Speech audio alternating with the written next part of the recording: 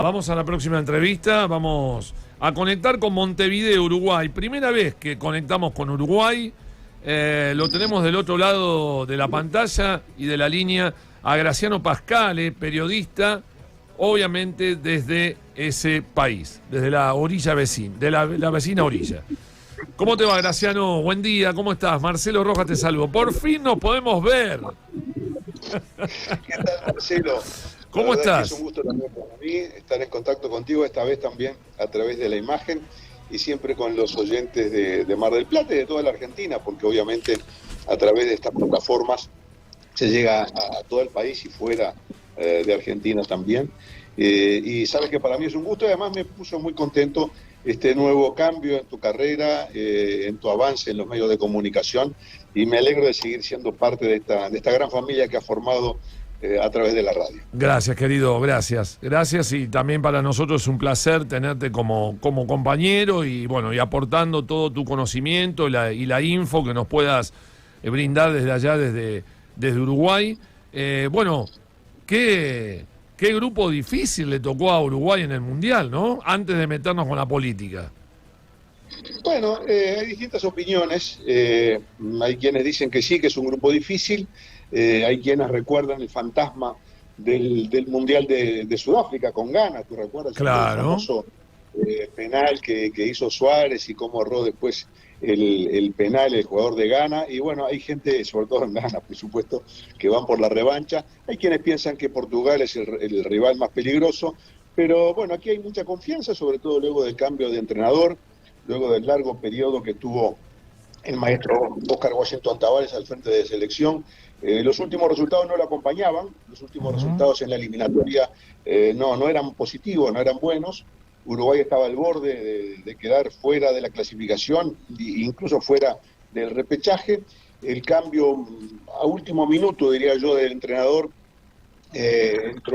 fue designado Diego Alonso, un hombre joven, exfutbolista, que bueno, conquistó todos los puntos en disputa en los partidos que le tocó, y eso permitió que Uruguay estuviera ya dentro del Mundial, y con eso además renovó la expectativa, la esperanza de la afición uruguaya, que como sabes, al igual que en Argentina, aquí el fútbol es una verdadera pasión nacional.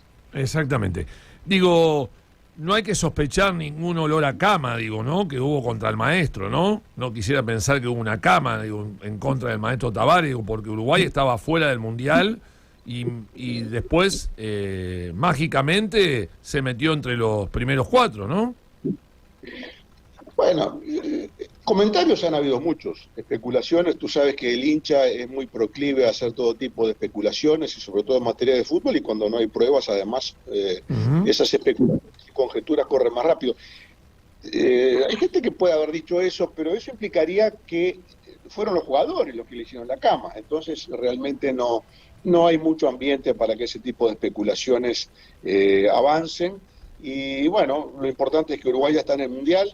El maestro Tabárez ha dejado en fin, ha escrito una página muy importante en la historia del fútbol uruguayo, pero bueno, en la vida hay ciclos para todo, ¿verdad? Todos cumplimos ciclos en nuestras actividades. Bien. Y el cambio siempre es positivo, ¿no? Renovar el aire, renovar el oxígeno, tener miradas nuevas, escuchar otras voces, siempre es positivo. Bien. En el fútbol y en cualquier aspecto de la vida, ¿no?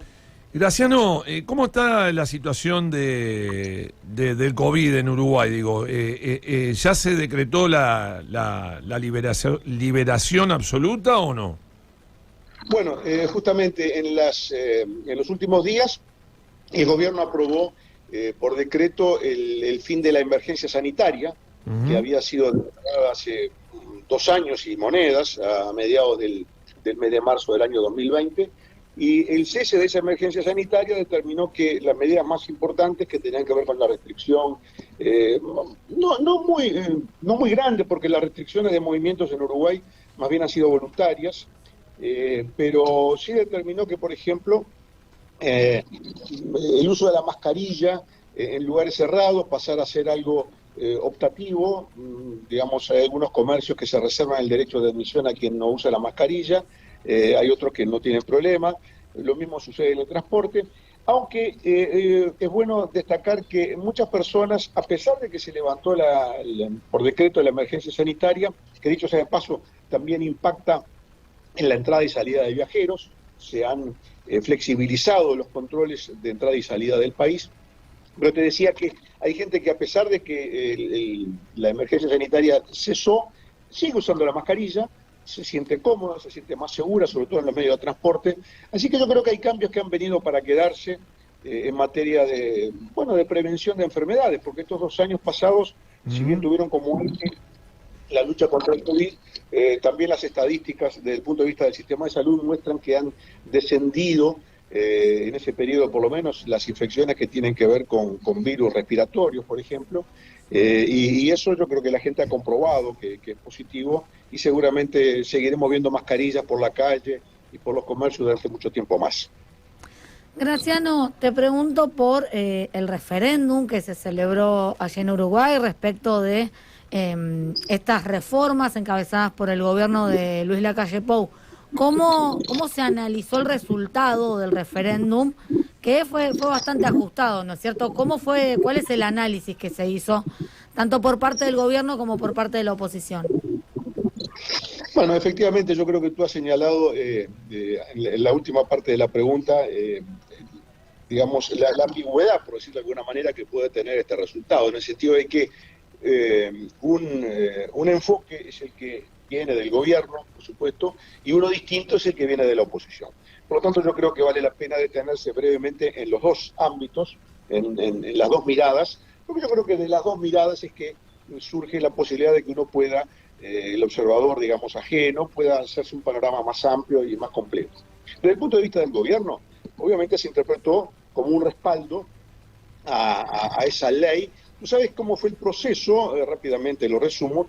Durante la campaña electoral, el entonces candidato Luis Lacalle Pou, que en una segunda vuelta fue respaldado por 5 partidos políticos diferentes, prometió y se comprometió a que en caso de resultar electo iba a incluir en una ley de urgente consideración.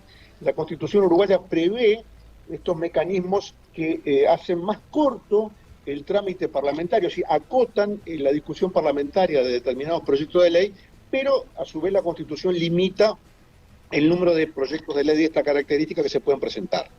Y se ha usado en el pasado este procedimiento, rige en Uruguay desde la Constitución aprobada en el año 1966, y obviamente cuando se recurre a este mecanismo se ponen varios temas adentro de la ley, porque, bueno, sobre todo los gobiernos al principio quieren encarar distintos aspectos que prometieron durante su campaña electoral. Como que en ese proyecto de ley, que después se transformó en ley, eran más de 400 artículos, había artículos que tenían que ver, yo qué sé, desde los alquileres, temas de seguridad pública, temas de regulación de precios de combustibles, incluso normas que tenían que ver con telecomunicaciones, la portabilidad numérica, etc. Cuando se aprobó esta ley, que repito, era un compromiso de campaña del gobierno, se formó primero desde el punto de vista del ámbito, sobre todo de sindicatos y grupos sociales, un movimiento para derogar algunos de esos artículos porque entendían que no eran positivos, no eran buenos, sobre todo, repito, en ámbitos sindicales.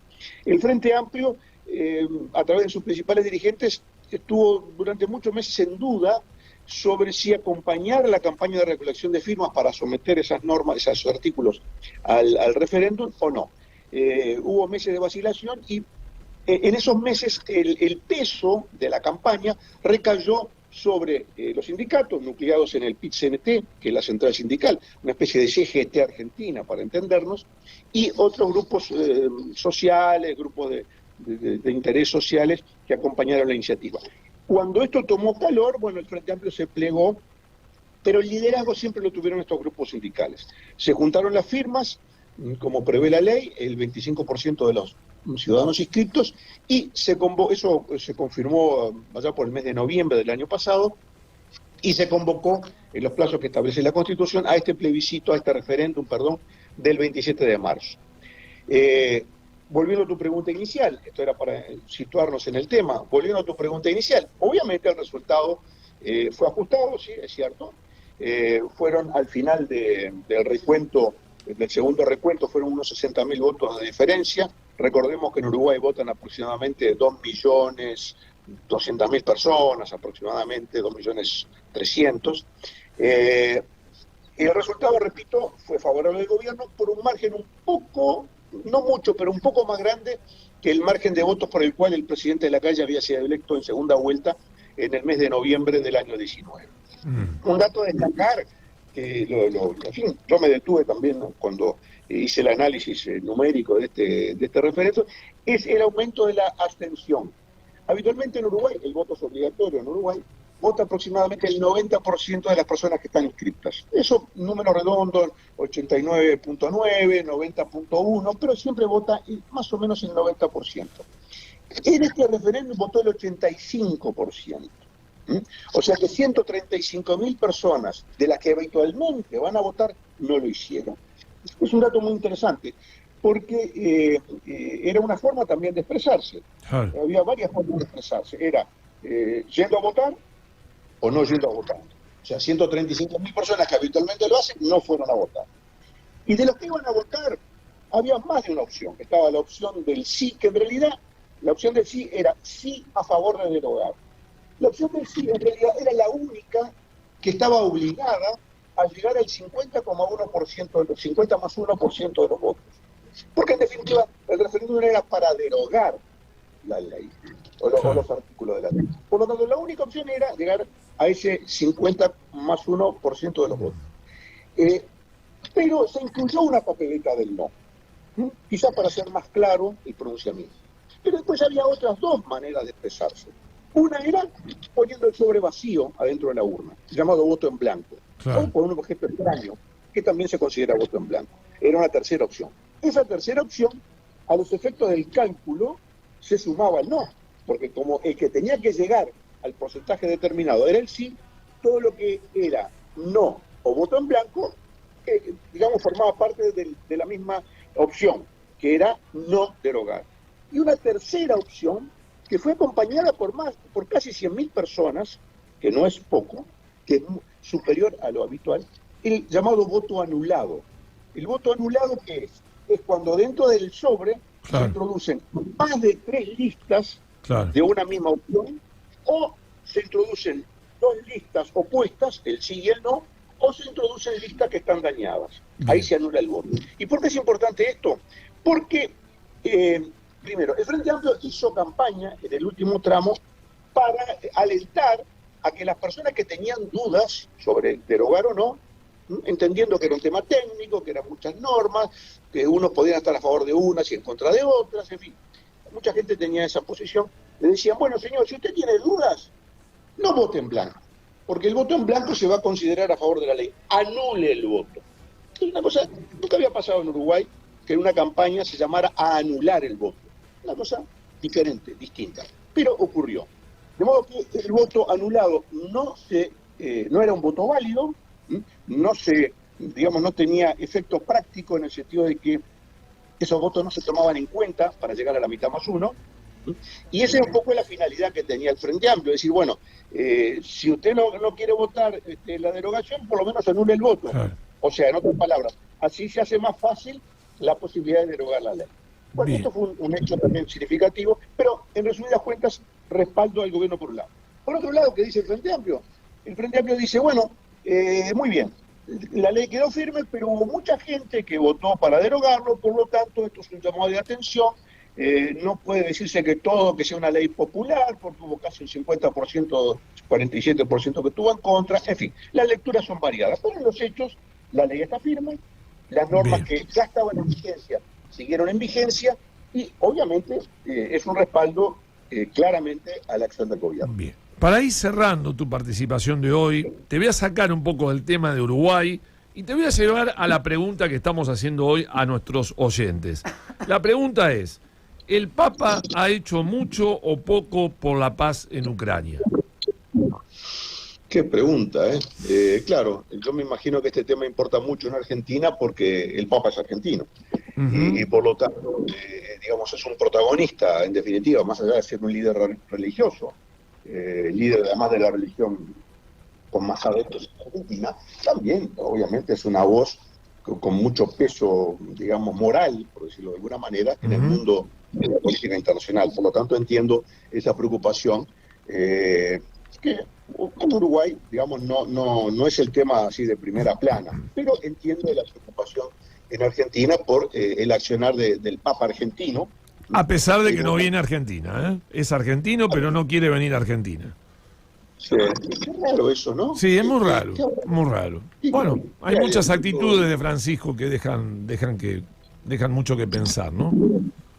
Pero acá en Uruguay se lo considera muy cercano al peronismo, que a su vez es el partido que está en el gobierno. Por lo tanto es raro que no quiera venir, pero bueno, no me quiero meter en temas de o habrá algún problema con el peronismo también, porque sabíamos que tenía problemas con Macri. Ahora sí, no. Pero cuando preguntamos peronismo, ¿qué peronismo? ¿Cuál peronismo, no? Son todos peronistas en Argentina, en definitiva. Sí, ¿no? pero viste, no todos tienen el mismo pedrigue. Sí, complicado vivir en un país gobernado por un partido que tiene a su vez muchas ramificaciones. Pero bueno, sí. Es una originalidad argentina. Bueno, tú me decías la pregunta del Papa. En realidad, el Papa ha ido, digamos, por lo menos como lo veo yo, ha ido modificando su abordaje retórico sobre la guerra, ¿no? Al principio, por supuesto, hizo las declaraciones que cualquier ser humano podría hacer, ¿no? Uh-huh. En contra de la guerra y a favor de la paz. Creo que sí. No hay que ser de ninguna religión para estar de acuerdo con eso, ¿no? Todos estamos a favor de la paz y contra la guerra. Y después cuando la guerra empezó a tomar cuerpo, digamos, y empezó a cobrar vidas, bueno, ahí ya era un poco más difícil, ¿no? Porque, bueno, si la guerra comienza por un motivo y es alguien el que la comienza. En este caso, claramente, la guerra es producto de una invasión. Ucrania hace una guerra defensiva, y Rusia hace una guerra de agresión. Rusia invade otro país porque quiere anexarse una parte del territorio que considera que le corresponden a Rusia, ya sea porque hay una población ruso-parlante o de etnia rusa más importante, o ya sea por reivindicaciones históricas, geopolíticas, lo que fuere, y un país que se defiende, un país soberano que se defiende. Y ahí la cosa se empieza a complicar un poquito más. Y ahí es donde me parece que lentamente el Papa fue modificando su discurso hasta llegar a una posición, digamos, de mayor cercanía con el país agredido y de mayor distancia con el país agresor. Aunque también, por supuesto, hay una vieja relación con la Iglesia Ortodoxa rusa, una iglesia que estuvo bajo el paraguas del Kremlin, estuviera quien estuviera en el Kremlin, ¿no?